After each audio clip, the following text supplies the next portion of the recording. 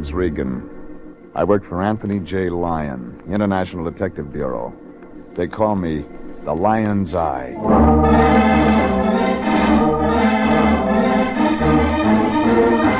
CBS brings you Jeff Regan, Investigator, starring Frank Graham as Regan with Frank Nelson as Anthony J. Lyon. So stand by for mystery, suspense, and adventure in tonight's Jeff Regan story of The Lady by the Fountain.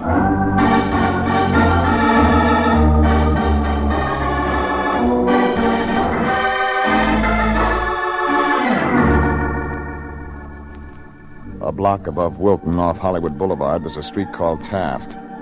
And the first dirty gray apartment house on the right-hand side's where I pick up my laundry. 428. I'm finishing out the lease for a guy who's up at San Quentin waiting for the second week in December. That's where the state's going to help him forget a blonde he never should have remembered. Well, it's a place to live. I've got a leaky faucet and a bed that comes out of the wall. And that's where I was last Monday morning about 6 o'clock when somebody began pounding on the door. I figured the place was burning down, but it turned out worse. My boss. A couple of 100 pounds of black cigar stuffed into a blue suit. Regan, it's me. The Lion. It's a nice morning. The sun's up, the birds are up. What are you doing? Just hoping somebody'd drop in. What do you want? Hey, get your pants on. We got lots of work to do. This is going to be a busy day. The last time you threw that line, I spent 6 weeks in the hospital. You're always suspicious of people. You should learn to trust your fellow man. You can't go through life not having faith in people. Follow my example. Every man is my brother, Regan. And if you figured there was a buck in it, you'd sell him to a chain gang. And I'll see here. And you'd be the first one to turn him in if he got loose. That kind of talk doesn't set well with me, Regan. Remember, I have you under contract to International, and I hold your bond. You can let loose any time you want to. It's no season pass to come in here in the middle of the night. Now, there's no need for you and I to argue. I guess I'm a bit edgy. Been up all night long. Mind? Yes, I do. As I said, I've been up all night long. Thanks. Regan, somebody got Tim Vickers, vice president of American Casualty Company, out of bed at 3 o'clock this morning. He was at the same party with you? They don't get old Tim out of bed unless there's dough involved. I looked into it. Headquarters tells me that a guy named Albert Colby made the call. Lives out in Bel Air. Fine family. Oil.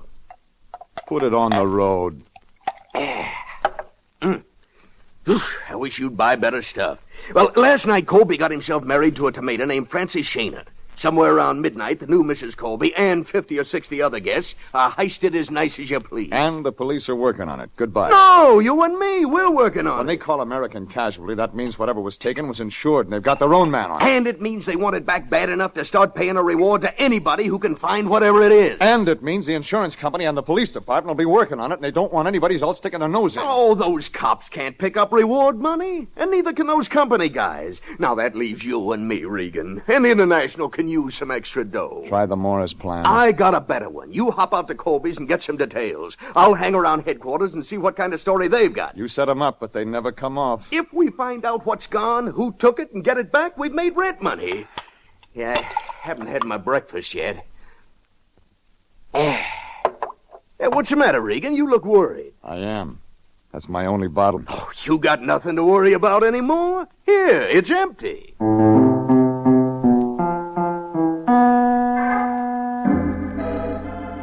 Well, the Lion only got as far as D in the alphabet. That's when they showed him how to spell dollar. And this Colby thing had a dollar sign in front of it as far as the Lion was concerned. And that means it's no use arguing. So I threw on some clothes and drove out to the Colby place.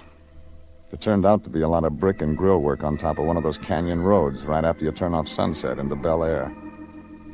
When I drove in the gate, I got a feeling somebody better check with London to see if Buckingham was still there. 2 guys in uniform stopped me. I showed them my license. They let me through. I parked in the driveway behind 3 police cars and started looking around for the ladies' entrance. That's when I spotted a tall guy in a brown sport coat sitting on a cement bench right by a fountain. Up close, he looked sad, like an umpire on a rainy day. Yes, what can I do for you? I'm looking for a guy named Colby. Are you from the police? No. Insurance company? No. Well, we don't want any reporters hanging around All here. right, I'm no scribe. Now, can you tell me where I can find Colby? What do you want to see him about? You're him. Yes, I'm Albert Colby. My name's Regan, International Detective Bureau. Oh. What does that mean? Look, I've been through a very hard night, Mr. Regan. I learned a lot of things I didn't know before. What kind of things? The police tell me that when a group of jewelry is stolen, that it's more or less kidnapping. It's held in ransom until it's brought back, and that the procedure is to wait to be contacted by one of the thieves. That's one way. Yes, so I understand. It also can be broken up, disassembled, and sold on the market. Yeah.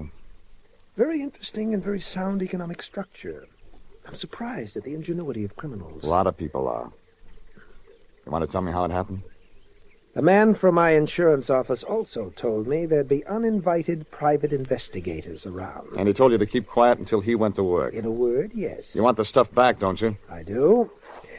But I believe the police and insurance company to be reasonably capable. Just a You're minute. wasting your time, Mr. Regan. Good morning. He was right. I was wasting my time. The lieutenant in charge made a statement a half hour later that told me no more than I'd got from the Lion. It was easy to see they wanted to sit tight and wait for a contact. They were playing it coy. And I gave up after a couple of hours and walked out and got in my car. That's when I met her. A tall brunette with equipment to match. She looked good in that sable coat, but she'd have looked good in a fishnet. She didn't waste any time. She climbed in beside me. I own one Cadillac and 2 Buicks, but they're all on the fritz. You can help me a lot. Want me to buy you the Super Chief? I want you to drive me to Wilshire and Fairfax. The cab boys might think I'm cutting in. Look, I don't know who you are, but I've been up all night answering questions and talking to a lot of nosy cops, and I'm tired. Be a good boy, huh? You were here when it happened? Do I have to go through all that again? If I take you to Wilshire and Fairfax, you do. All right. Mind giving me a name? Regan. All right, Regan. I'm Francie Colby. I'm not used to the name yet. Best wishes. For what? Isn't that what they say when you get married? Yeah. You ever met him? Yeah, in your garden. Doesn't talk much. Bert's that way. What do you want to know, Regan? When it happened, how they did it. Oh, whoa, boy. I'll tell you my story, and you pick out what you can use. Let's hear it. It was 2 hours after the ceremony. Everybody was out in the garden for the reception. I don't know where they came from, but there were 3 of them. What'd they look like? They were tall, wore masks. One handled a gun and lined up everybody, and the other 2 had pillowcases. They went down the line and took everything that glittered. Strictly jewelry. Anything big? 20,000 from the rest of them. I was queen. Hmm? I was wearing a thing called the Colby Group, necklace and bracelet belonging to Bert's mother. What price? 100,000. Ooh, there'd be a real payoff on that. Oh, so that's your angle. What else? How'd these guys get away? They backed out, tipped hats, and left. 4th man in their car? No, one of them went ahead of the other 2. Anybody go after him? That's why I couldn't drive myself. All the cars were jimmied. Phone lines cut. Neat. I suppose so. That all you wanted to know? Enough. Tell me, what kind of friend have you got who drives a green coupe? What? I haven't got any friend who drives a green coupe. Neither have I, but he's been following us ever since we left your place. What? Now look, I'll stop at this next corner, jump out and run into the drugstore. You'll have to follow me. You're a nice guy, Regan. I hope you make it great on us. Now. So long. She made it to the drugstore, and he stuck with me.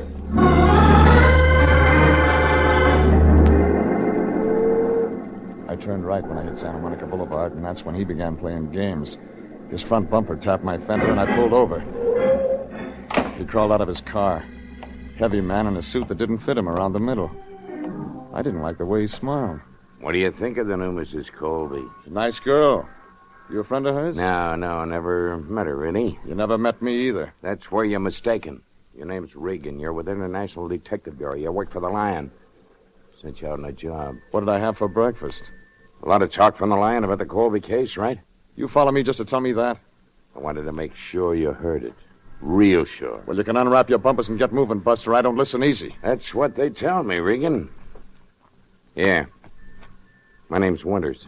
I got that badge 4 years ago. It says American Casualty Company on it, and right next to it there's a license that makes me one of their investigators. Right now, I'm working on one of their cases. You're wasting a lot of time. No, you're wasting the time, Regan. This is a one-man show. I'm handling it, and I don't want any private peepers snooping around trying to fall in the cracks. You talk like you got it all figured. I got so much of it, there isn't any left for you and the Lion. You really know that much? I really know that much. Name me 3 hoods in black masks. I'll have their files by 6 o'clock tonight. Show me some important stuff called the Colby Group. I'll have that, too. Are they going to close it on talk? Regan, I went to a lot of trouble to make sure you understood that you're not wanted. There's nothing in this for you or the Lion. No reward. Nothing. You're not wanted. Clear? Yeah. So clear, I'm taking your license number right now. From here, I go to 3500 Hope Street, City License Bureau. They're going to tell me if you're what you say you are. But no matter what you are, if you get my way, Buster, I'm going to look you up. And if you want to keep your arm, get it off of my car.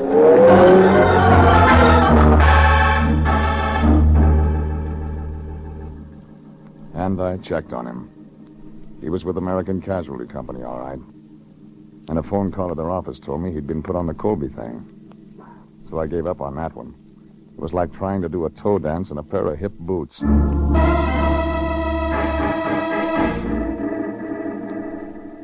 It was about 6 o'clock when I got to the office. The Lion was there. He looked unhappy.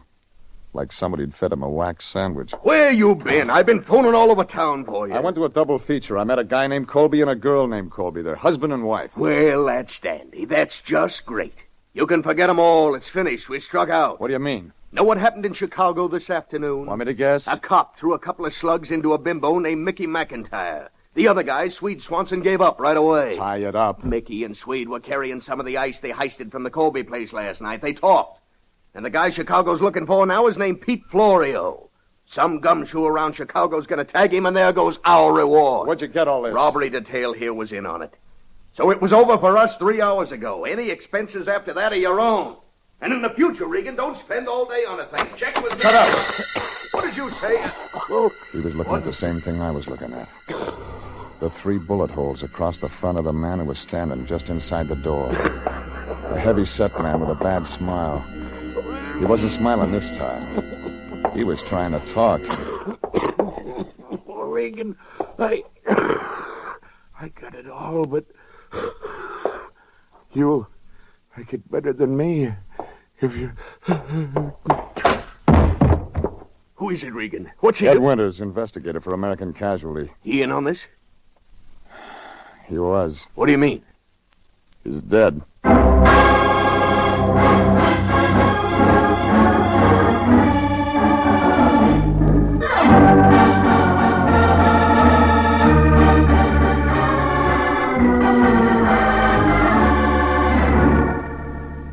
The whole Colby thing looked as phony as an undertaker in a pink derby.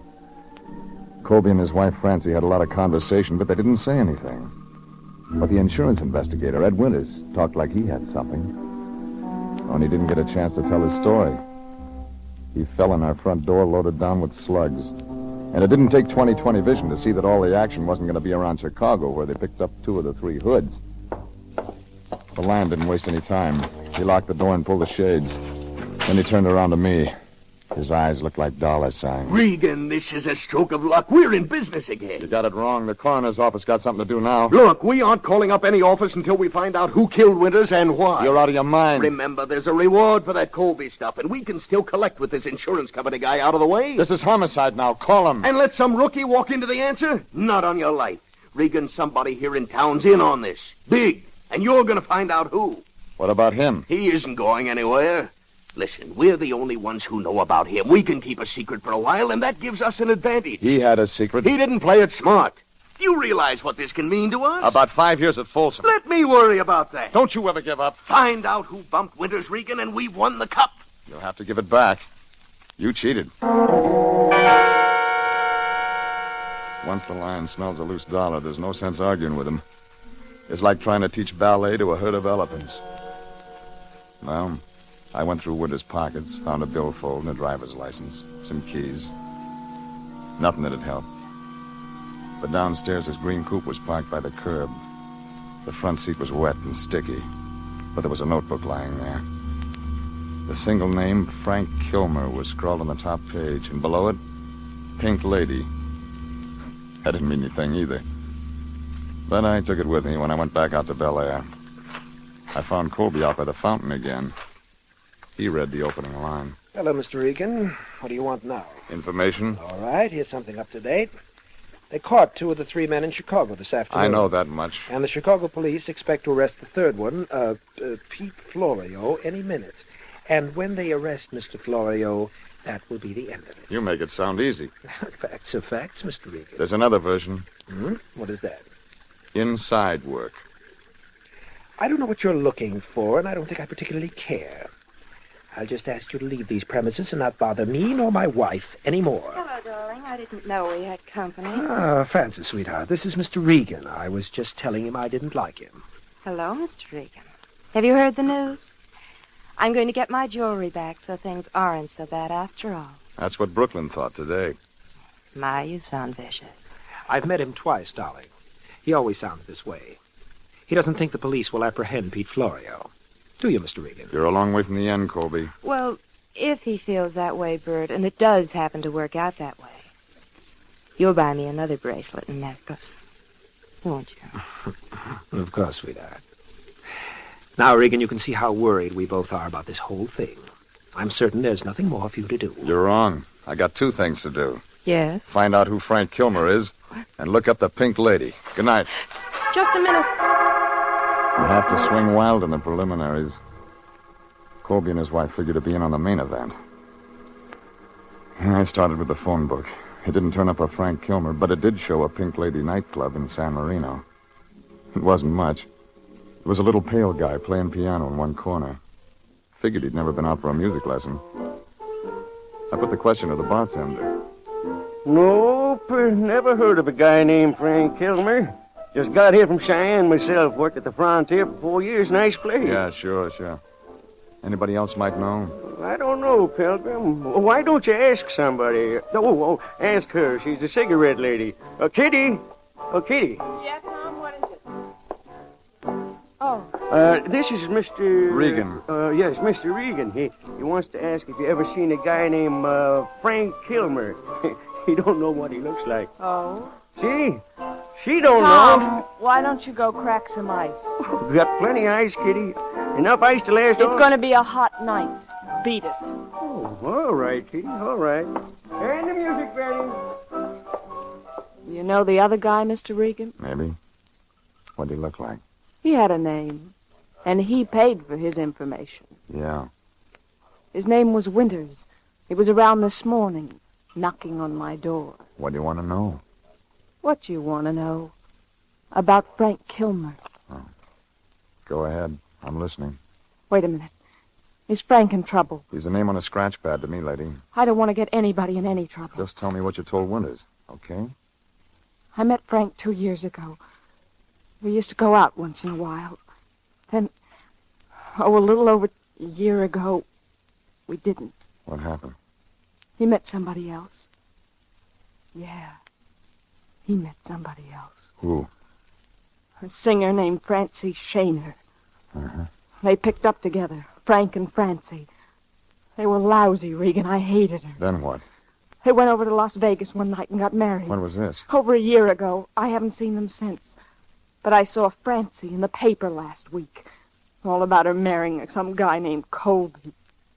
What'd Kilmer do for money? Funny, I don't know. He had money sometimes. Sometimes he didn't. I lent him some.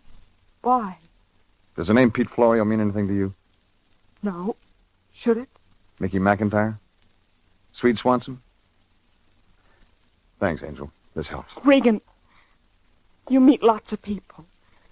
Maybe you understand things. Like what? Like why she'd take him away from me and then not use him. Why would a girl do a thing like that? I don't know. Maybe she did use him.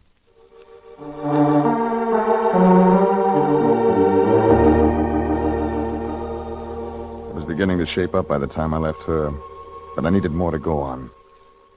The old telephone book gave Francie Shaner, the new Mrs. Colby, an apartment address near Fairfax in Wilshire. I took a chance she hadn't moved all the things out yet.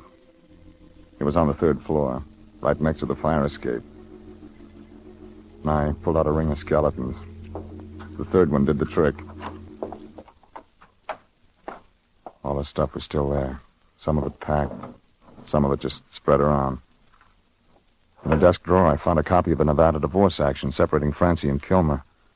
And in the bedroom, a picture. Tall, dark-looking guy I'd never seen before. It said, "Love, Frank." I was still looking for things when I heard the front door open. I clicked off the light and waited. He was a tall, black shadow to me, and I couldn't see his face. But that .45 stood out like a wart on an egg. His didn't come near me, but I had better luck. It spun him around enough to start him back down the hall toward the fire escape. I had to take cover. I got to the fire escape in time to see him run out of the alley and jump in a car. Whoever it was, he was carrying one of my slugs in him.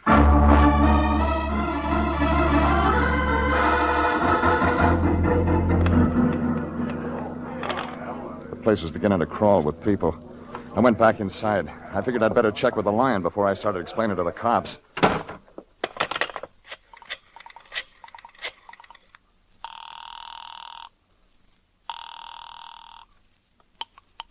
Yeah? I'm calling from her old apartment.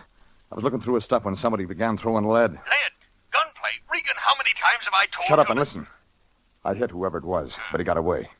The cops will be here any minute, and I'm going to have to do some explaining. And when I tell it, they'll want a story from you about that stiff in your office. Now, look, Regan, we're about at the end of this thing. What do you know? Francie once had a boyfriend named Kilmer. She married him, divorced him. But Kilmer, that doesn't... not Frank Kilmer. Give it to me. Pete Florio has an alias. It's... Frank Kilmer. I left my card with a skinny guy in blue pajamas so they could find me for the quiz games down at headquarters.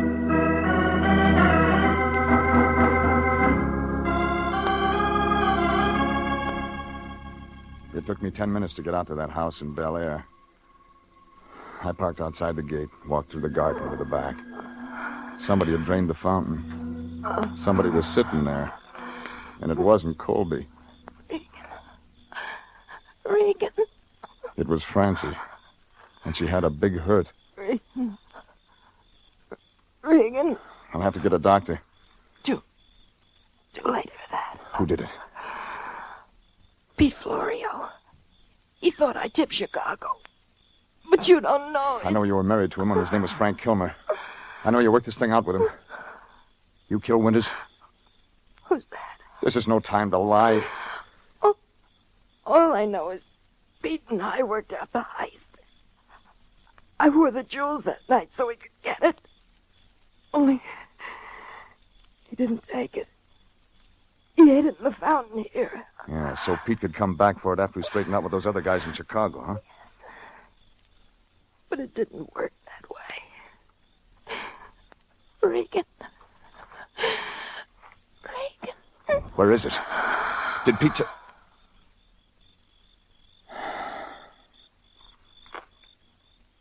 So bad. And they're not making that model anymore. Don't move a finger. Plane service good from Chicago, Pete? The best. I've been there and back in 24 hours. You get around too, don't you? What's your name? Regan. Regan, I'm going to plug you. Stand up. You're making all kinds of mistakes tonight. My mistake was tying in with Francie. Bust up $100,000 to stick that knife in her. Now I don't know where the stuff is. Somebody else had a part. Hot air. Wait till you try our gas chamber. Turn around. Now, stand real still. That's it. I want to watch your collar wilt. It was Colby. One hand was hanging like he'd never use it again. The other one was doing all right. He just kept on. He grabbed for the bench, then slid down and shook all over a couple of times like he was saying no in a big way. It was finished.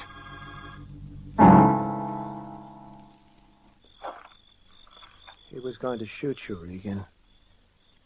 He was going to kill you. I did right, didn't I? I did right? Yeah, you did fine. You saved the state some expenses. Give me that gun. Yeah, here. Same one you used on Winters? Yes. He came to me for money.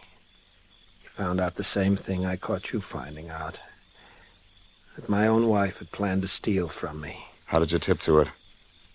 A week before we were married, I saw Florio, or Kilmer, whatever you call him, watching the house. I'd seen his picture in Francie's apartment. I found what they were planning. I listened in on the phone. And you wanted him to get away with it. So you could get the stuff out of the fountain before Florio got back. So you could stick the insurance company for the payment. I didn't think you needed dough that bad. Regan, it wasn't for me. It was for her. All she wanted was money. Now look at her. Regan, all I wanted was her. I didn't care if she stole from me. All I wanted was her.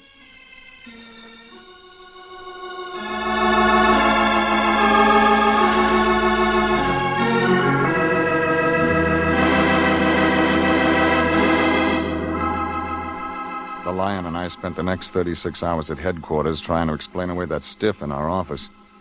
It didn't explain easy. But they began to listen better after Colby showed them where he hid that necklace and bracelet after he took it out of the fountain. Chicago police told us their tip-off had been on a long-distance call. That straightened that part out. Colby tipped him. He'd been hoping that Pete and all of them would get shot up in the pinch. Well, it didn't work that way.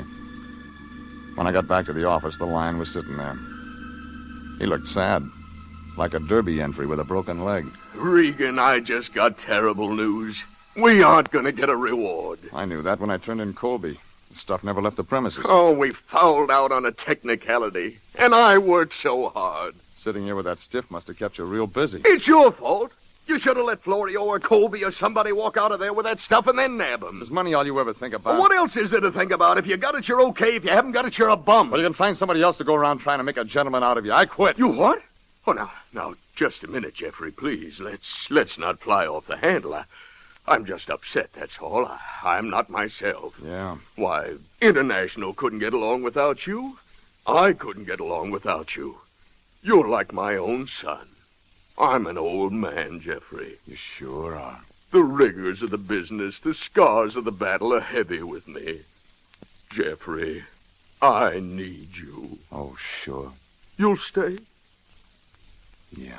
Good. Here, stop by American Casualty on your way home. Give this to Tim Vickers. What for? For 2 days' work. Even if we can't collect a reward, we got something coming. You never learn, do you? That's a legitimate bill. Didn't I stand guard over the body of one of their agents all day long?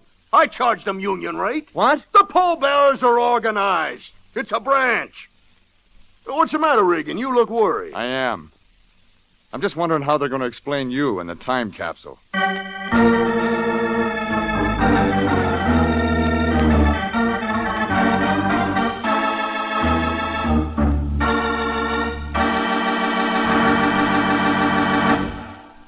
Jeff Regan, Investigator, written by E. Jack Newman, directed by Sterling Tracy, is heard at the same time each week over these same stations.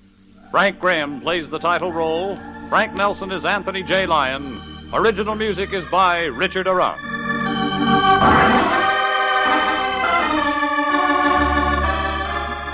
Be with us next week at the same time for another story of suspense and mystery and adventure with Jeff Regan, Investigator.